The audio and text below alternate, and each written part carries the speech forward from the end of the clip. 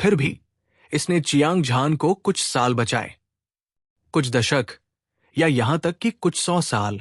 उसे लग रहा था कि वर्तमान में वह लगभग फॉर फेनोमेनन एक किंग जैसा ही होना चाहिए। हालांकि वो स्थानिक बल को पूरी तरह से नियंत्रित नहीं कर सकता था। लेकिन मैंने कुछ छुआ है, ये एक बहुत बड़ा सुधार था। इसके अलावा चियांग झान किसी भी समय ब्लेड गॉड की लाश में स्वतंत्र स्थान में प्रवेश कर सकता था। न केवल इसमें एक मजबूत स्थानिक ऊर्जा थी, बल्कि ये समय को भी उलट सकता था। इस खजाने के साथ ये केवल समय की बात थी कि वो लीजेंडरी किंग बन जाए। स्वोश, बिना किसी देरी के चियांग झान की आकृति चमक उठी। वो ब्लेड गॉड की लाश के भीतर विशाल स्थान और समय में प्रकट हुआ। उसने लिटिल हो और golden flood dragon old ancestor पर नजर डाली, जो अपनी आंखें बंद करके साधना कर रहे थे। उसके बाद उसने अपनी शक्तिशाली दिव्य भावना को मुक्त किया और इसे स्थानिक क्रिस्टल दीवार पर प्रक्षेपित किया, जो आकाश जितनी ऊंची थी। गड़गड़ाहट, ये समुद्र से उठी एक तूफानी लहर की तरह था। असीम और उफनती हुई स्थानिक ऊर्जा अंतहीन रूप से उफनती और उफनती रही। चियांग झान ने अपनी दिव्य भावना को प्रसारित किया और उसे उसमें मिला दिया, और उसे तुरंत लगा कि वह दलदल में गिर गया है। सभी दिशाओं से स्थानिक बल ने उस पर जबरदस्त दबाव डाला था। हालांकि वो अपने दृढ़ मन के साथ दृढ़ रहने में कामयाब रहा और ध्यान करना शुरू कर दिया। चियांग झान की धारणा में स्थानिक बल झिल्ली की एक परत की तरह था। हालांकि ये अदृश्य था, ये हर जगह था, क्योंकि दुनिया में हर जगह अंतरिक्ष की परतें थी। चियांग झान की वर्तमान ताकत के साथ अंतरिक्ष को चीरना और आकाश में उड़ना हथेली को मोड़ने जितना आसान था। हालांकि अंतरिक्ष को बलपूर्वक खोलने से न केवल उसकी ताकत खत्म हो गई, बल्कि उसकी गति भी खत्म हो गई। इससे उसे एक विचार आया, जो कि अंतरिक्ष के साथ एक हो जाना था, या ब्रह्मांड आकाश गंगा में स्वतंत्र रूप से यात्रा करने के लिए अंतरिक्ष की शक्ति उधार लेना था। इसे सरल शब्दों में कहें तो ये तैरने जैसा ही था। अगर कोई व्यक्ति पानी में पानी की शक्ति उधार लेना जानता है, तो वो तैर सकता है और आगे बढ़ सकता है। इसके विपरीत वो बिल्कुल भी आगे नहीं बढ़ सकता। ये भी एक ऐसे व्यक्ति का अद्भुत हिस्सा था, जिसने अंतरिक्ष की शक्ति को समझ लिया था, जिसने उसे एक ही विचार से 3 पहाड़ों और 5 चोटियों को पार करने की अनुमति दी। चियांग झान ने जितना अधिक अंतरिक्ष की शक्ति को समझा, उतना ही उसे लगा कि इस तरह की शक्ति अतुलनीय रूप से रहस्यमय थी। उसके दिमाग में मौजूद सारी बुद्धि चमकती हुई चिंगारियां निकालती रही, और उसके दिमाग में तरह तरह के अद्भुत विचार उभरते रहे। आखिरकार चियांग झान एक निष्कर्ष पर पहुंचे। उन्होंने अंतरिक्ष की शक्ति में महारत हासिल कर ली थी। ये युद्ध के प्रतिरोध और समय सीमा को कम कर सकता था, जैसे कि जब वो अपने दुश्मनों पर हमला करना चाहता था। इसमें दूरी की समस्या शामिल थी। अगर वो अपने दुश्मन के करीब होता तो ये ठीक रहता। एक बार जब दोनों के बीच की दूरी बहुत अधिक हो जाती, तो वो जो शक्ति छोड़ता वो अंतरिक्ष अवरोध और समय बीतने के कारण खत्म हो जाती। निस्संदेह ये अपनी मूल शक्ति खो देता। इसके विपरीत अंतरिक्ष की शक्ति को समझने के बाद ये समस्याएं आसानी से हल हो गई। यदि चियांग झान वास्तव में दुश्मन से लड़ना चाहता था, तो चाहे दुश्मन हजारों मील दूर क्यों न हो, उसका एक मुक्का विनाशकारी क्षति पहुंचा सकता था। इस बिंदु को समझने के बाद चियांग झान ने धीरे से अपनी मुट्ठी उठाई और मुक्का मारा। निश्चित रूप से वो महसूस कर सकता था कि उसकी ताकत खत्म हो रही थी, लेकिन वो निराश नहीं हुआ। उसने बार बार मुक्का मारना और प्रयोग करना जारी रखा। 3 दिन, बाहरी दुनिया में केवल 3 दिन ही बीते थे, लेकिन चियांग झान 30 साल से ब्लेड गॉड की लाश में स्वतंत्र अंतरिक्ष में साधना कर रहा था। हजारों बार आत्मज्ञान के बाद उसने पाया कि उसके मुक्के की ताकत ने स्थानिक बल के साथ एक रहस्यमय संबंध बना लिया था। यह पानी में तैरते हुए हंस के पंख की तरह था, और इसका सामना करने वाला प्रतिरोध लगभग शून्य था। यह संकेत दर्शाता था कि च्याओंग झान स्थानिक बल को समझने से केवल एक कदम दूर था। एक बार जब वो इसे तोड़ देगा तो वो असली लीजेंडरी किंग बन जाएगा। उसी समय वो दिन आ गया था जब फू तुजी ने ड्रैगन वेनरेबल समारोह को संभाला था। इस दिन की सुबह सुबह समुद्र की सतह से चमकीला सूरज उग आया। हवा धीमी थी और सूरज चमक रहा था। आसमान में बादल नहीं थे। पूरा ड्रैगन पैलेस रंग बिरंगी लालटेन और लालटेन से सजा हुआ था। ये खुशी और हंसी से भरा हुआ था। ये शोर और उत्साह से भरा हुआ था। बार ड्रैगन कबीले के सभी अमर राजा नए और भव्य कपड़े पहन चुके थे। वे फू तुजी को अपना सम्मान देने के लिए पागल ड्रैगन पैलेस में आए और उनमें से प्रत्येक का रवैया विनम्र और सम्मानजनक था। कोई और कारण नहीं था। फू तुजी की ताकत पहले ही फ्लड ड्रैगन कबीले के हर अमर राजा से आगे निकल चुकी थी। वो ड्रैगन वेनरेबल का पद संभालने के योग्य था और फू तुजी की मां अपनी चरम अवस्था में लौट आई थी। सभी प्रतिभाओं के बीच उनकी ताकत बेजोड़ थी। अनगिनत कष्टों का अनुभव करने के बाद ये दोनों मां और बेटा आखिरकार अपनी चरम अवस्था में लौट आए थे। आखिरकार वे कुछ समय के लिए अपना सिर ऊंचा रखने में सक्षम थे। इससे भी महत्वपूर्ण बात यह है कि चियांग झान को बहुत पहले ही नोटिस मिल गया था। उसने गोल्डन रोब पहना हुआ था। उसके लंबे बाल हवा में लहरा रहे थे। उसकी भौहें सीधी थी और उसकी आंखें सूरज की तरह चमक रही थी और उसकी आंखें एक दिव्य इंद्रधनुष की तरह चमक रही थी। वो फू तुजी और उसके बेटे के बगल में चुपचाप खड़ा हुआ लग रहा था, लेकिन उसका शरीर एक अजेय आभा उत्सर्जित कर रहा था। वो युद्ध के देवता की तरह लग रहा था जो उतर आया था। उसकी क्यूई ने पूरी दुनिया को निगल लिया और उसने दुनिया को नीचा देखा। हालांकि चियांग झान ने एक शब्द भी नहीं कहा, लेकिन उसकी शक्तिशाली निवारक शक्ति फ्लड ड्रैगन कबीले के सभी अमर राजाओं को सिर झुकाने के लिए पर्याप्त थी। सभी ड्रैगन आदरणीय का पद संभालने से पहले मैं एक निर्णय की घोषणा करना चाहूंगा। यानी मैं फ्लड ड्रैगन कबीले की कमान संभालने में मेरी मदद करने के लिए चियांग झान को अतिथि बुजुर्ग के रूप में आमंत्रित करना चाहूंगा। फू तुजी ने अपनी आंखें सिकोड़ ली और अपनी ठंडी निगाहों से भीड़ को देखा। उसने स्पष्ट आवाज में कहा, फ्लड ड्रैगन कबीले में शामिल होने के लिए चियांग झान को आमंत्रित करना फू तुजी और उसके बेटे की आम इच्छा थी। सबसे पहले यह फ्लड ड्रैगन कबीले के सभी अमर राजाओं को डराने के लिए था। दूसरे, फू तुजी बहुत छोटा था। वो अभी अभी फिर से जीवित हुआ था और दिव्य रक्त महाद्वीप में उसका कोई नाम नहीं था।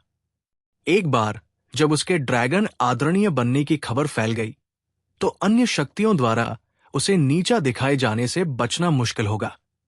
दूसरी ओर चियांग झान अलग था। उसने पहले ही दुनिया को हिला दिया था और उसका नाम पूरी दुनिया में फैल चुका था। ऐसे बेजोड़ विशेषज्ञ के साथ, चाहे वो फू तुजी हो, उसकी मां हो या फ्लड ड्रैगन कबीला हो, वे सभी इससे लाभान्वित होंगे। फ्लड ड्रैगन कबीले के दर्जनों अमर राजाओं ने यह सुनकर अपना सिर हिलाया। उन्होंने चियांग झान की बेजोड़ ताकत को व्यक्तिगत रूप से देखा था। किसी ने उसका विरोध करने की हिम्मत नहीं की। इसके अलावा वे मूर्ख नहीं थे। हालांकि फ्लड ड्रैगन कबीला उत्तरी क्षेत्र का अधिपति था, लेकिन उनके पास एक मजबूत आधार था और छिपे हुए ड्रैगन और दुबके हुए बाघ थे। बादलों जितने ही विशेषज्ञ थे। हालांकि उनमें से कोई भी उन शक्तिशाली सम्मानित राजाओं के खिलाफ नहीं लड़ सकता था। इस समय वे चियांग झान के साथ संबंध स्थापित करने में सक्षम थे। यह कुछ ऐसा था जिसकी वे और अधिक कामना नहीं कर सकते थे। दूसरी ओर चियांग झान बेफिक्र लग रहा था। उसके दृष्टिकोण से इससे कोई फर्क नहीं पड़ता था कि वो फ्लड ड्रैगन कबीले का अतिथि बुजुर्ग था या नहीं, क्योंकि उसने हमेशा ताकत और प्रतिष्ठा को महत्व दिया था। चूंकि किसी को कोई आपत्ति नहीं है, इसलिए अब से चियांग झान फ्लड ड्रैगन कबीले के सबसे सम्मानित अतिथि बुजुर्ग होंगे और उनकी स्थिति मेरे बराबर होगी। फू तुजी ने हंसते हुए कहा। फिर सम्मानपूर्वक चियांग झान को भव्य समारोह में शामिल होने के लिए आमंत्रित किया। उत्तरी क्षेत्र में सबसे शक्तिशाली ताकतों में से एक के रूप में यह समारोह फ्लड ड्रैगन कबीले के ड्रैगन वेनरेबल द्वारा आयोजित किया गया था। यह एक भव्य समारोह था जिसने पूरी दुनिया को चौंका दिया। समारोह में भाग लेने के लिए समुद्र में लगभग सभी शक्तिशाली दानव शक्तियां दौड़ पड़ी थी। सैकड़ों अमर राजा और अनगिनत स्वर्गीय मानव चरण दानव कल्टीवेटर योद्धा थे। ड्रैगन पैलेस में शक्तिशाली राक्षसों के समूह एकत्र हुए थे। लोगों का एक समुद्र था और यह शोर और उत्साह से भरा हुआ था। असीम दानव क्यूई एक उग्र महासागर की तरह था जो आकाश और पृथ्वी को ढक रहा था। यह लुढ़कता हुआ पूरे ड्रैगन पैलेस को ढक रहा था। सबसे प्रतिष्ठित अतिथि बुजुर्ग के रूप में चियांग झान ने फू तुजी के स्वर्गारोहण के भव्य समारोह में भाग लिया था। हालांकि उन्होंने कम प्रोफाइल रखने की पूरी कोशिश की, इस डर से कि वे फू तुजी की लाइमलाइट चुरा लेंगे। लेकिन थंडर ड्रैगन किंग को मारने की खबर पूरे उत्तरी क्षेत्र में जंगल की आग की तरह फैल गई थी। थंडर ड्रैगन किंग कौन था? वो कभी बार ड्रैगन कबीले का सर्वोच्च शासक था। उत्तरी क्षेत्र का नंबर एक विशेषज्ञ। प्राचीन राजा की पट्टिका पर उसे 36वां स्थान दिया गया था और उसके नाम ने पूरे दिव्य रक्त महाद्वीप को हिला दिया था। यह कल्पना करना कठिन था कि दुनिया भर से आए उन दानव साधक विशेषज्ञों को कितना झटका लगा होगा जब उन्होंने चियांग झान को उसके द्वारा मारे जाते देखा। वास्तव में उस समारोह के दौरान जहां फू तुजी ने ड्रैगन संप्रभु का पद संभाला था, सभी दानव साधक राजाओं ने अपना ध्यान चियांग झान पर केंद्रित किया था। जब उन्होंने चियांग झान के अद्वितीय आचरण को देखा तो वे उसके प्रति सम्मान महसूस करने से खुद को रोक नहीं पाए। हालांकि उसने अपनी असली ताकत नहीं दिखाई, लेकिन चियांग झान एक विशाल पर्वत की तरह था जो उत्तरी क्षेत्र के सभी दानव साधक राजाओं के दिलों पर दबाव डाल रहा था। इसके अलावा चियांग झान का नाम अजेयता का पर्याय बन गया था। हालांकि उत्तरी क्षेत्र में अनगिनत विशेषज्ञ और राजा थे, लेकिन किसी ने उन्हें भड़काने की हिम्मत नहीं की। फू तुजी के स्वर्गारोहण का समारोह समाप्त होने से पहले 3 दिन और 3 रात तक चला। हालांकि ये चियांग झान की छाया में था, फू तुजी को इससे कोई फर्क नहीं पड़ा। सभी दर्शकों को दूर भेजने के बाद उसने सुझाव दिया कि वह दिव्य रक्त महाद्वीप का पता लगाने के लिए चियांग झान का अनुसरण करे। पहले तो चियांग झान ने मना कर दिया। आखिरकार फू तुजी अभी अभी ड्रैगन वेनरेबल बना था और उसकी स्थिति अभी भी स्थिर नहीं थी।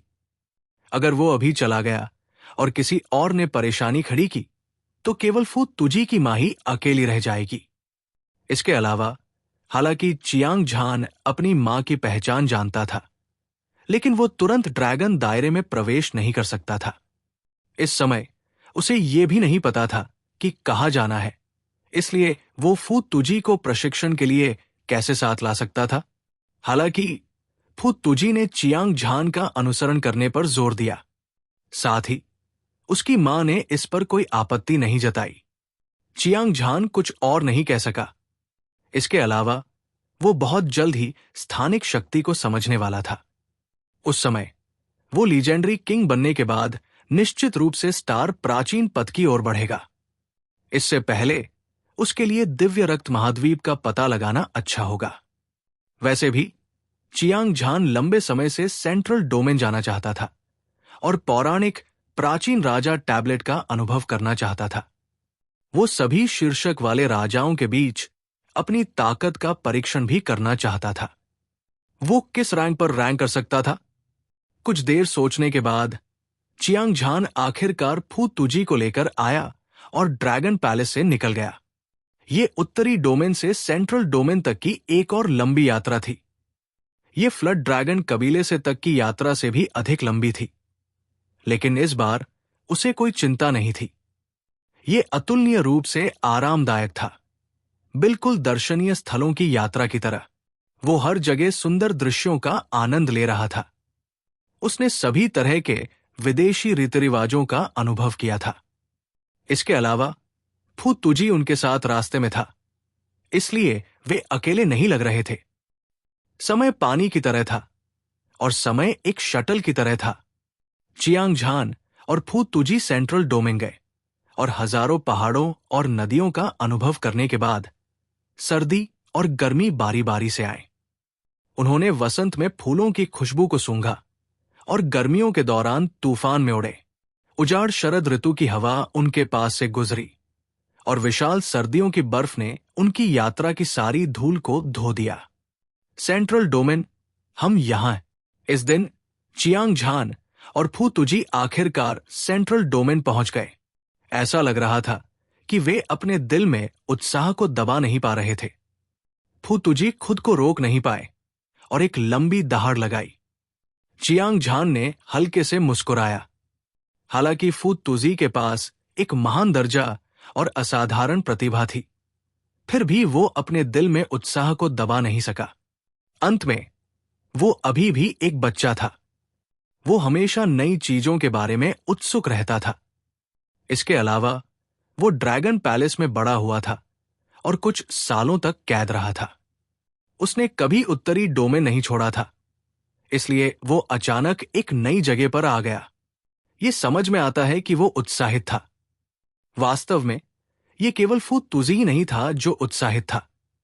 चियांग झान भी सेंट्रल डोमेन को देखने के लिए उत्सुक था, क्योंकि उसने एक बार फॉर फेनोमेनन एरिक किंग को यह कहते हुए सुना था कि सेंट्रल डोमेन नायकों से भरा हुआ है।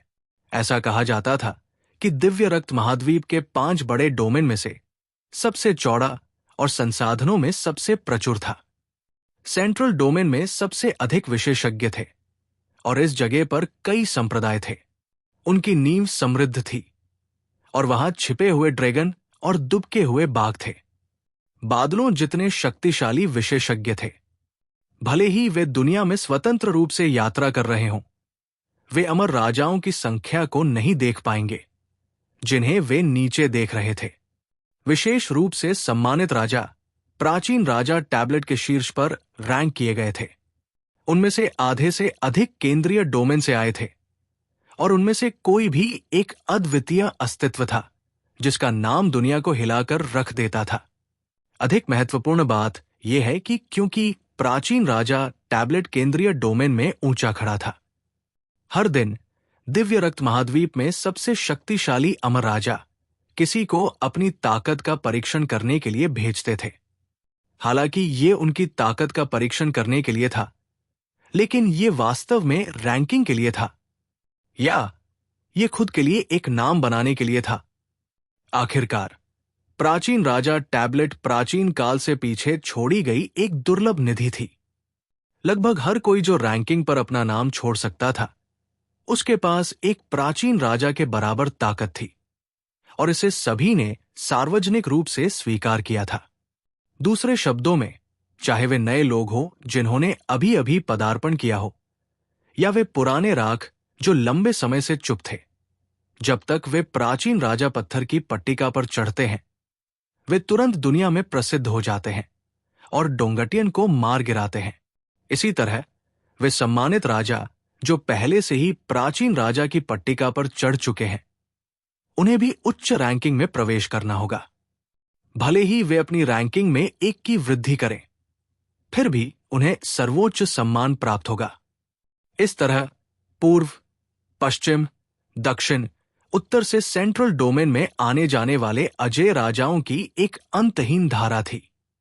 ये लोग आमतौर पर ऊंचे और शक्तिशाली होते थे, हवा और बारिश को बुलाते थे और दुनिया पर हावी होते थे।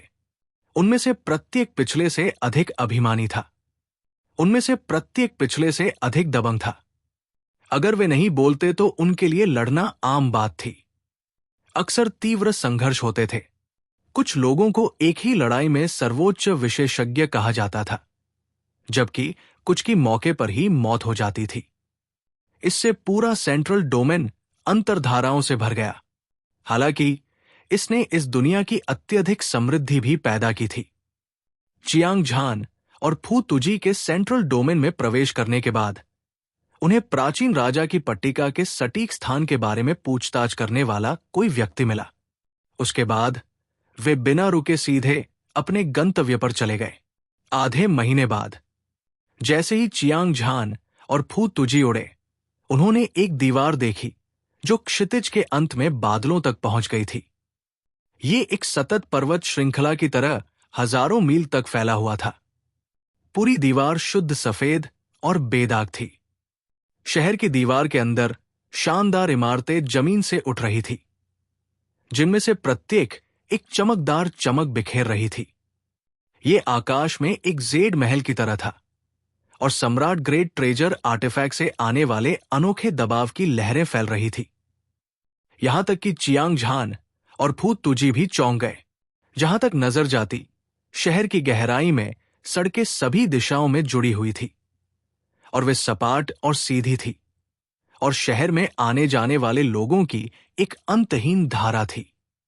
युवा मास्टर, वो शहर प्राचीन राजा शहर होना चाहिए, फू तुजी ने कहा। उसकी आंखें राजसी शहर को घूर रही थी और वो चकित और उत्साहित था। दुनिया का एक बार सबसे बड़ा शहर, प्राचीन राजा शहर। सेंट्रल डोमेन का सबसे बड़ा और सबसे व्यस्त शहर भी वो था जहां प्राचीन राजा टैबलेट स्थित था। चियांग झान चौंक गया। उसने पहले कभी ऐसा शानदार शहर नहीं देखा था। मायरेट फॉर्मेशन सिटी काफी बड़ी थी। ये ईस्टर्न डोमेन का सबसे शानदार शहर था। ये गगनचुंबी इमारतों और दुकानों से भरा हुआ था। हर जगह दुकानों की कतारें थी और पक्षी गा रहे थे और नाच रहे थे। आग बहुत तेज जल रही थी, लेकिन प्राचीन राजा शहर के तालाब की तुलना में ये एक दूर दराज के गांव में एक सुदूर बाजार की तरह था। ड्रैगन पैलेस शानदार था। लगभग सभी महल सम्राट ग्रेट ट्रेजर आर्टिफैक्ट थे, लेकिन उनकी तुलना इस शहर से नहीं की जा सकती थी। ऐसा इसलिए था क्योंकि यहां सम्राट ग्रेट ट्रेजर आर्टिफैक्ट महल अधिक से अधिक थे। सबसे महत्वपूर्ण बात यह है कि यहां पर्याप्त विशेषज्ञ थे। चियांग झान ने भीड़ पर अपनी नजर घुमाई और पाया कि भीड़ में बहुत सारे लोग थे। हर जगह स्वर्गीय मानव मंच विशेषज्ञ थे और उनमें से कुछ 100 भी थे। उनमें से कुछ अपने हाथों में बादलों को मोड़ने और बारिश को बारिश में बदलने की क्यूई उत्सर्जित कर रहे थे। वे थंडर ड्रैगन किंग से भी अधिक शक्तिशाली थे। दुनिया का सबसे बड़ा शहर वास्तव में अपनी प्रतिष्ठा पर खरा उतरता है। चियांग झान ने भावुक होकर आह भरी। उसके बाद वो और फू तुजी विशाल अंतरिक्ष और समय में उड़ गए। वे प्राचीन राजा शहर की एक चौड़ी सड़क पर उतरे। तुरंत सड़क के किनारे पैदल चलने वालों ने उन्हें सम्मान के साथ देखा। उनमें से कुछ ने उनके लिए रास्ता बनाने की पहल भी की। चर्चाओं की आवाज अंतहीन सुनी जा सकती थी। इसमें मदद नहीं की जा सकती थी। चियांग झान और फू तुजी ने जानबूझकर अपनी शक्तिशाली क्यूई को जारी नहीं किया। हालांकि वे आखिरकार अनजान थे। चाहे वे कहीं भी जाएं, वे सनसनी पैदा करेंगे। इसके अलावा उनकी ताकत सामान्य अमर राजाओं से कहीं ज्यादा थी। चाहे वो कोई भी हो, वे इससे चौंक जाएंगे। रास्ते से हट जाओ। खूनी चाकू युद्ध राजा शहर में वापस आ गया है। अचानक भीड़ से खतरे की चीख निकली। फिर भयभीत पक्षियों की तरह सभी पैदल यात्री जल्दी से सड़क के किनारे चले गए। हर कोई सदमे में आसमान की ओर देख रहा था। दहाड़, दहाड़, दहाड़। आत्मा को झकझोर देने वाली जानवर की दहाड़ गड़गड़ाहट की तरह थी, जिसने स्वर्ग और पृथ्वी को हिला दिया। ये बादलों के माध्यम से गूंजती थी और असीम दबाव ने सभी को घेर लिया। हर किसी को लगा कि उनका शरीर डूब रहा है और उनके दिलों को ऐसा लग रहा था जैसे कोई विशाल पहाड़ उन पर दबाव डाल रहा हो। उनके लिए सांस लेना भी मुश्किल हो रहा था। अगले ही पल एक दिव्य जानवर जो पूरी तरह से आग की लपटों से जल रहा था, आसमान से उतरा। धधकती लपटों में पहाड़ों को भस्म करने और समुद्र को उबालने की शक्ति थी, और धातु और लोहे को पिघलाने की शक्ति ने लोगों को ऐसा महसूस कराया जैसे वे आग के समुद्र में हों। इस दिव्य जानवर का शरीर बहुत बड़ा था, गाय या हाथी जैसा।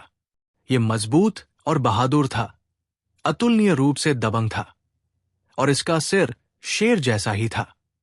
इसमें एक चमकदार हिरण का सींग था जो भाले या तलवार जैसा था। ये अतुलनीय रूप से तेज था। इसकी 2 बाघ की आंखें क्रूर रोशनी से टिमटिमा रही थी। ये खून का प्यासा और क्रूर था। ये भयानक था। इसके शरीर पर ड्रैगन के तराजू की परतें उच्चतम स्तर के सम्राट ग्रेड खजाना आर्टिफैक्ट के बराबर थी। यहां तक कि एक अमर राजा के लिए भी उसकी रक्षा को भेदना मुश्किल होगा। शेर का सिर, सींग, बाघ की आंखें और ड्रैगन के तराजू, ये दिव्य जानवर जो अचानक उतरा था, वास्तव में 4 महान तानाशाह जानवरों किलिन में से एक था। इसके अलावा ये एक जानवर राजा था जो जीवन मृत्यु चरण तक साधना कर चुका था। इसकी समग्र शक्ति अविश्वसनीय थी। इस तरह के भयानक जानवर राजा के लिए प्राचीन राजा शहर में अराजकता पैदा करना उचित था। चियांग झान और फू तुजी भीड़ के साथ सड़क के किनारे पीछे हट गए थे। उन्होंने किलिन बीस्ट किंग पर नजर डाली और फिर उनकी दोनों आंखें खून के लाल कपड़े पहने एक युवक पर टिक गई। ऐसा इसलिए था क्योंकि वो युवक किलिन किंग के पीछे बैठा था, माउंट ताई की तरह स्थिर। उसकी आभा असाधारण थी और उसके बारे में एक अभिमानी हवा थी। उसकी बेमिसाल सुंदरता ने सभी का ध्यान आकर्षित किया। 4 महान तानाशाह जानवरों में से एक किलिन बीस्ट किंग उसका वाहन था। यह पहले से ही दुनिया को चौंकाने के लिए पर्याप्त था। इसके अलावा वर्चस्व और अजेयता की आभा खून के लाल कपड़ों में युवक से निकल रही थी। ये एक राजा या महान सम्राट की तरह था। उसकी आभा एक उग्र बैल की तरह थी जो आकाश और पृथ्वी को हिला रही थी, और उसकी शक्ति अद्वितीय थी। उसने सभी दिशाओं में सभी को नीचे देखा और कोई भी उससे हैरान नहीं था। वो एक अजय राजा था। वो देखने में 12 या 13 साल का लग रहा था, लेकिन उसकी ताकत फू तुजी से भी ज्यादा थी। दुनिया के सभी नायकों को नीचा दिखाने के लिए यह बात ही काफी थी। हमेशा कोई न कोई तुमसे ज्यादा ताकतवर होता है। ये वाकई एक बुद्धिमानी भरी बात है, चियांग झान ने खुद से कहा। खून से लाल कपड़ों में इस युवक के लिए उसका दिल प्रशंसा से भर गया। इस उम्र में वो इस युवक को अपने सामने देखने की उम्मीद भी नहीं कर सकता था। युवा गुरु बहुत विनम्र है। हालांकि इस आदमी में असाधारण प्रतिभा और ताकत है, लेकिन उसका आभा मंडल धब्बेदार और अशुद्ध है। उसके पास बेशकीमती संसाधन जमा होंगे। वो तुमसे कहीं कमजोर है। फू तुजी की आंखों में एक दिव्य प्रकाश चमक उठा। वो हंसा। चियांग झान ने अपना सिर हिलाया। वो खून से लथपथ युवक की बेचैन आभा को कैसे नहीं देख सकता था। उसकी नींव अस्थिर थी, लेकिन ये कुछ भी नहीं था। आखिरकार जो लोग मार्शल तरीके से साधना करते हैं, वे कभी भी उन संसाधनों को नहीं छोड़ते जो उनके पास नहीं है। फर्क सिर्फ इतना था कि वो लोहे और खून की परीक्षा से नहीं गुजरा था। उदाहरण के लिए रक्त वस्त्रधारी युवक को ही लें। जब तक वो कुछ लड़ाइयों से गुजरता, वो अपनी ताकत को समेट पाता और एक सच्चा अद्वितीय विशेषज्ञ बन पाता। बेशक फू तुजी ने जो कहा वो बिना कारण नहीं था। हालांकि चियांग झान पिछले कुछ सालों से उसे नीची नजर से देख रहा था। हालांकि वो स्वर्गीय मुट्ठी संप्रदाय से ऊपर उठ चुका था और उस छोटी सी जगह में संसाधनों की कमी थी। उसके साधना आधार की निम्न गुणवत्ता के कारण उसके साधना आधार की गति धीमी हो गई। अन्यथा वो रक्तवस्त्रधारी युवक से भी तेजी से आगे बढ़ जाता। 4 महान तानाशाह जानवरों में से एक किलिन जानवर राजा को सवारी के रूप में इस्तेमाल करना कितना विस्मयकारी और दबंग है। Blood blade war king Chiang Tao वास्तव में प्राचीन राजा टैबलेट रैंकिंग में 10वें स्थान पर रहने के योग्य है। वो वास्तव में अपनी प्रतिष्ठा पर खरा उतरता है। इस बच्चे में असाधारण प्रतिभा है। उसे पहले कभी नहीं देखा गया है। भविष्य में वो निश्चित रूप से दिव्य रक्त महाद्वीप का अजेय पौराणिक राजा बनेगा। 100 राजा परिवार का युवा स्वामी, दुनिया में नंबर 1 प्रतिभाशाली। स्वाभाविक रूप से उसके आगे एक उज्जवल भविष्य है। एक के बाद एक चर्चाएं सुनाई देने लगी। सड़क के दोनों ओर सभी विशेषज्ञों की नजरें रक्तलाल कपड़ों में युवक पर टिकी थी। उनमें से कुछ आश्चर्य से भरे हुए थे, कुछ सम्मान से भरे हुए थे और कुछ ईर्ष्या से भरे हुए थे। आसमान में चिलचिलाती धूप की तरह रक्तलाल कपड़ों में युवक एक चमकदार रोशनी से चमक रहा था। उसकी चमक धधक रही थी, पूरे शहर को हिला रही थी। वो चुपचाप किलिन तानाशाह जानवर की पीठ पर बैठा था। वो स्वर्ग से आया एक कुलीन, अभिमानी और दबंग लग रहा था। हर कोई, मैंने हाल ही में कुछ भाग्यशाली मुठभेड़ें प्राप्त की है और मेरी ताकत एक बार फिर से बढ़ गई है। मैं 3 दिनों के समय में रैंक बढ़ाने के लिए प्राचीन राजा टैबलेट पर जाने की योजना बना रहा हूं। उस समय हर कोई जाकर देख सकता है। खून से लाल कपड़ों में युवक से एक युवा और कोमल आवाज निकली। उसकी तलवार जैसी भौहें उठी हुई थी और उसकी अद्वितीय तेज आंखें दिव्य ब्लेड की तरह थी, जो अपने म्यान से बाहर निकल गई थी और वे चारों ओर घूम गई। तुरंत सभी को लगा जैसे उन्हें उत्तेजक इंजेक्शन दिया गया हो। वे उत्साहित थे और उनका खून खौल रहा था। खूनी ब्लेड युद्ध राजा चियांग ताओ एक बार फिर प्राचीन राजा टैबलेट रैंकिंग में प्रवेश करना चाहता था। यह निश्चित रूप से एक विस्फोटक खबर थी। एक बार जब यह खबर फैलती तो प्राचीन राजा शहर, केंद्रीय क्षेत्र और पूरा दिव्य रक्त महाद्वीप हंगामा मचा देता। उपस्थित सभी लोगों को इस बारे में कोई संदेह नहीं था। किसी को यह जानना चाहिए कि रक्त चाकू युद्ध राजा चियांग ताओ केवल 13 वर्ष का था, लेकिन वो पहले से ही प्राचीन राजा टैबलेट पर चढ़ चुका था और 10वें स्थान पर था। उन्हें मार्शल आर्ट की दुनिया में दुनिया का नंबर 1 प्रतिभाशाली व्यक्ति माना जाता था। ऐसा प्रतिभाशाली व्यक्ति दुनिया में एकमात्र व्यक्ति कहा जा सकता है। हालांकि खूनी ब्लेड युद्ध राजा चियांग ताओ स्पष्ट रूप से वर्तमान स्थिति से संतुष्ट नहीं था। आज उन्होंने घोषणा की कि वो एक बार फिर प्राचीन राजा टैबलेट रैंकिंग में प्रवेश करना चाहते हैं और एक अत्यंत मजबूत आत्मविश्वास प्रकट किया।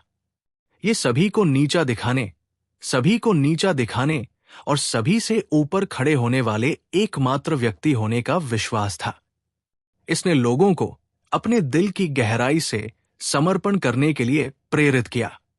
वो युवा है, लेकिन उसका लहजा युवा नहीं है। ये अफसोस की बात है कि इस बार प्राचीन राजा टैबलेट की रैंकिंग में बहुत बड़ा बदलाव होने वाला है।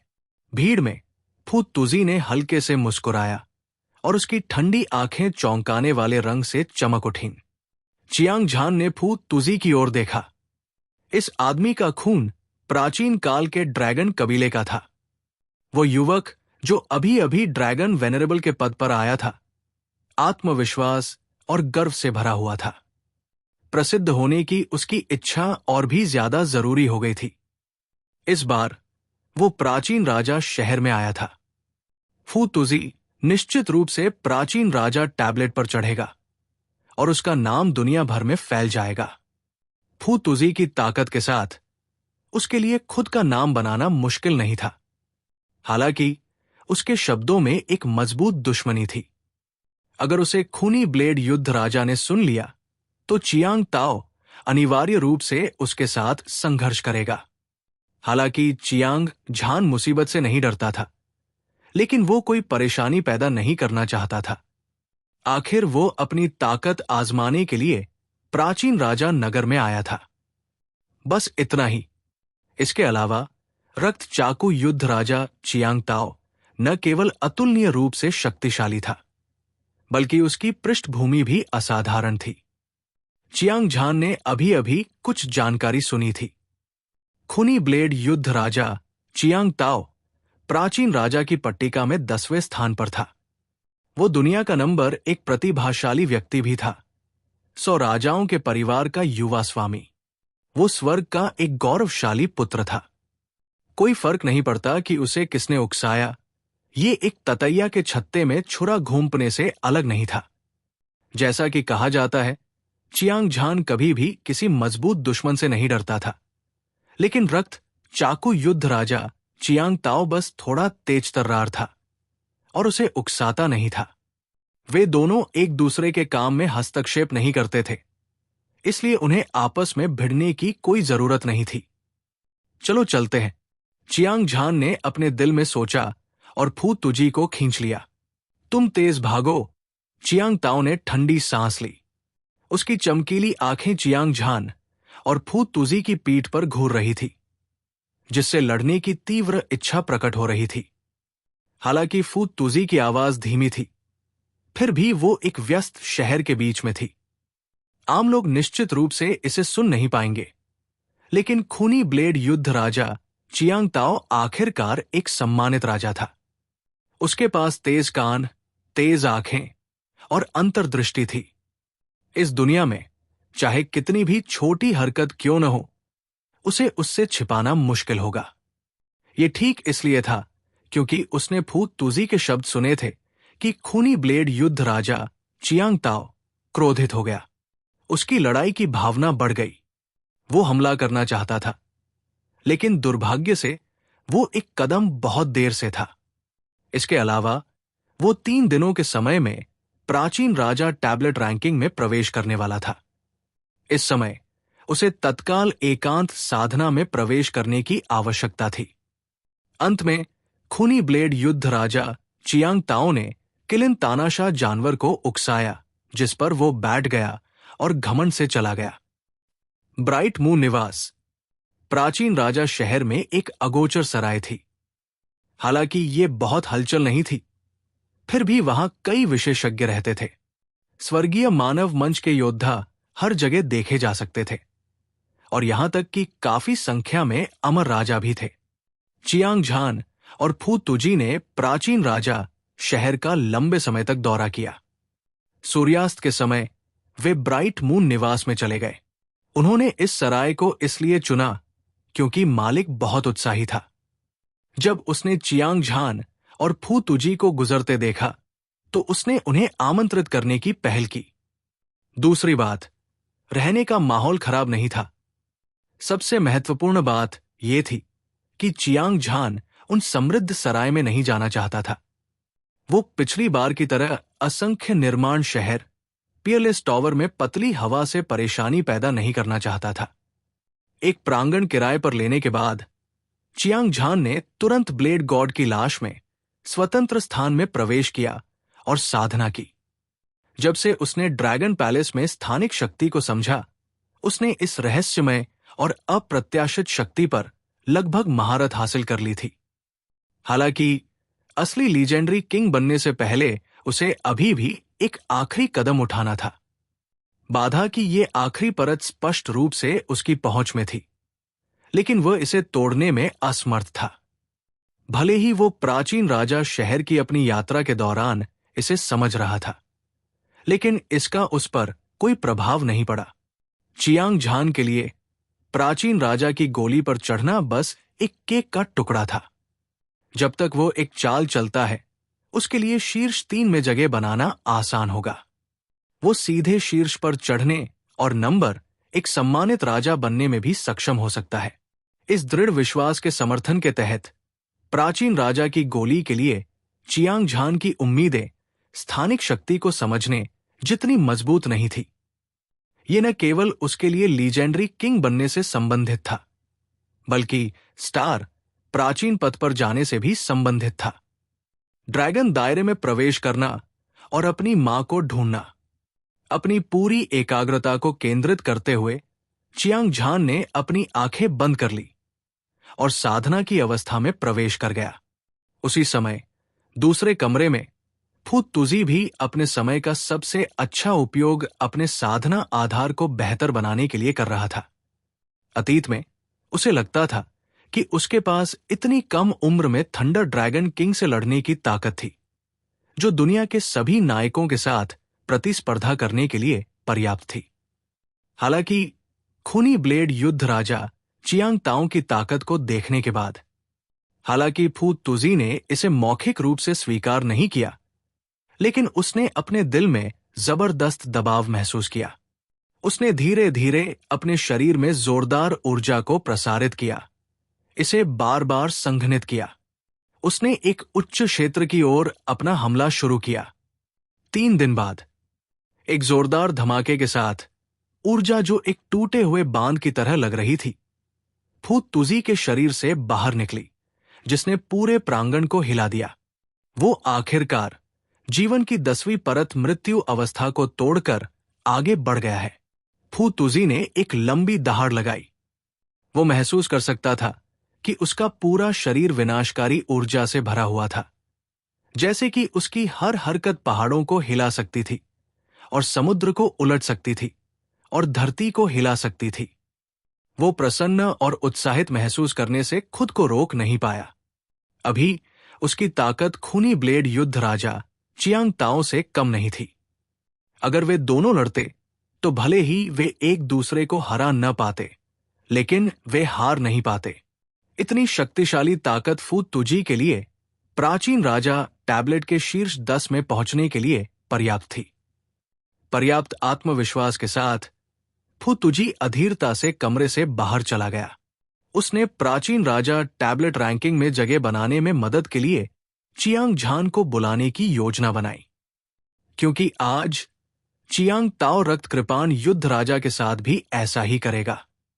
फू तुजी ये पता लगाने के लिए उत्सुक था कि दिव्य रक्त महाद्वीप का नंबर एक प्रतिभाशाली व्यक्ति कौन है। गड़गड़ाहट।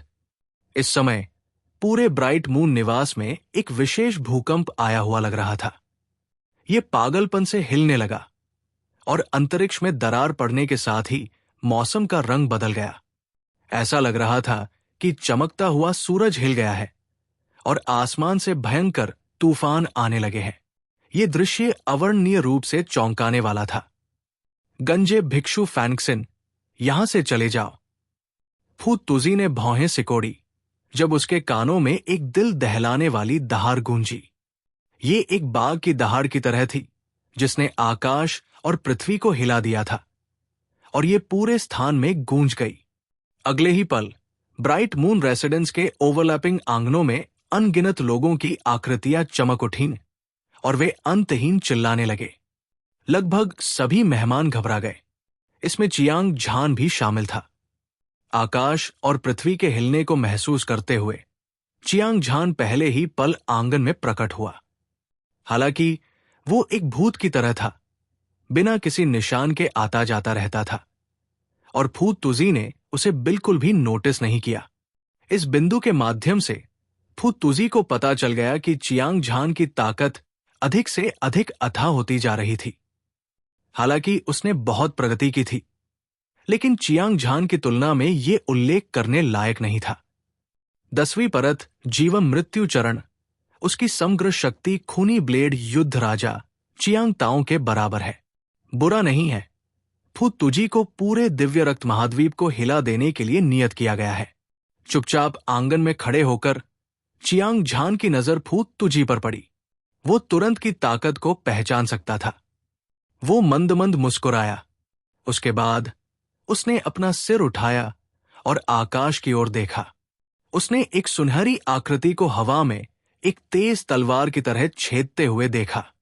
एक पल के 1000वें हिस्से में वो ब्राइट मून रेजिडेंस के ऊपर आकाश में दिखाई दिया। धमाका। इस आदमी के उतरने के बाद पूरा शून्य टूटे हुए दर्पण की तरह पाउडर में बदल गया। फिर असीम दबाव नीचे आ गया, जैसे कि ब्रह्मांड आकाशगंगा ढह गई हो। यह बेहद भारी और बेजोड़ था। हर कोई हैरान था। उनके मुंह खुले हुए थे, लेकिन वे कुछ नहीं कह सकते थे। चियांग झान भी चौंक गया। वो एक युवक था। वो लगभग 20 वर्ष का था, पहाड़ की तरह लंबा और सीधा। उसने सुनहरा लबादा पहना हुआ था। वो हवा के साथ साथ चलता था, एक लहराते युद्ध ध्वज की तरह लहराता था। उसके पास एक अद्वितीय आचरण था जो पहाड़ों और नदियों को मजबूत कर सकता था, और वो लुभावनी थी। इस सुनहरे वस्त्र वाले युवक के लंबे बाल सुनहरे धागों की तरह थे। जो एक शानदार रोशनी से चमक रहे थे। उसकी भौहें और दाढ़ी भी सुनहरी थी और उसकी आंखें दोपहर के समय चिलचिलाती धूप की तरह थी। सुनहरा प्रकाश इंद्रधनुष की तरह चमकीला था और वो पौराणिक सुनहरे कवच वाले देवता जैसा लग रहा था। वो राजसी और अद्वितीय था। चियांग झान ने सुनहरे वस्त्र वाले युवक को मापा और पाया कि सुनहरे वस्त्र वाले युवक के शरीर में एक राजसी राक्षसी आभा थी। जाहिर है वो राक्षस जाति का राजा था और उसका साधना आधार जीवन की 10वीं परत मृत्यु अवस्था के शिखर पर पहुंच गया था। उसकी समग्र शक्ति अजेय थी और वो रक्त चाकू युद्ध राजा चियांग ताओ से भी अधिक शक्तिशाली थी। ये निर्धारित करना मुश्किल नहीं था कि स्वर्ण वस्त्रधारी युवक निश्चित रूप से प्राचीन राजा पट्टिका में शीर्ष 10 विशेषज्ञों में से एक था। ऐसा लगता था कि फू तुजी ने भी स्वर्ण वस्त्रधारी व्यक्ति की ताकत देखी थी और उसकी आंखों की गहराई में भय दिखाई दिया। ये वास्तव में प्राचीन राजा पट्टिका में 9वें स्थान पर रखा गया रक्तपिपासु राजा है। ब्राइट मून निवास के एक प्रांगण में किसी ने चौंक कर चिल्लाया और स्वर्ण वस्त्रधारी व्यक्ति की उत्पत्ति को पहचान लिया। एक पल में हर कोई चुप हो गया। ऐसा लग रहा था जैसे पूरा दृश्य एक कब्र में बदल गया हो। एक पूर्ण मौन। चियांग झान चौंक गया। किसी ने अभी अभी स्वर्ण वस्त्रधारी व्यक्ति की पहचान बताई थी।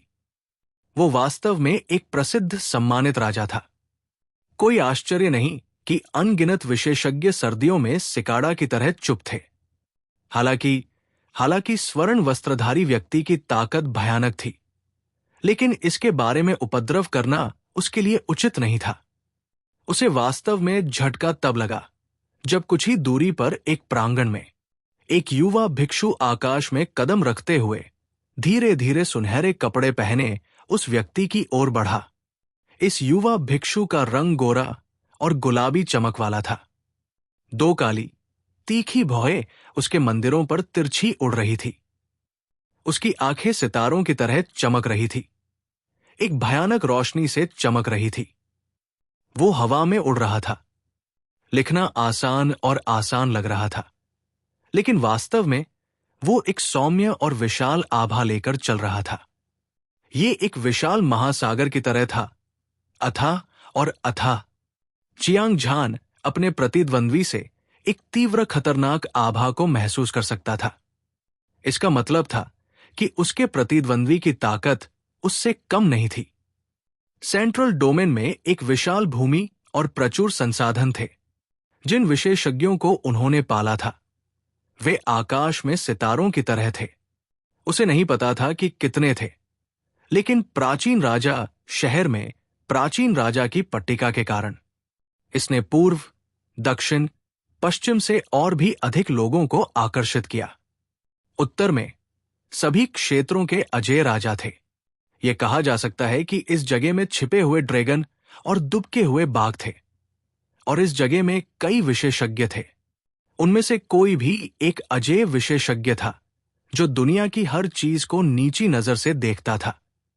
प्राचीन राजा शहर असंख्य निर्माण शहर और ड्रैगन पैलेस से अलग था। असंख्य निर्माण शहर या ड्रैगन पैलेस में चियांग झान केवल पूर्वी डोमेन और उत्तरी डोमेन के विशेषज्ञों का सामना कर रहा था और अब वो दिव्य रक्त महाद्वीप के सभी विशेषज्ञों का सामना कर रहा था।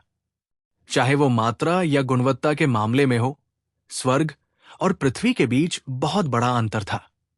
सोचते हुए चियांग झान ने गंभीर भाव से युवा भिक्षु को देखा।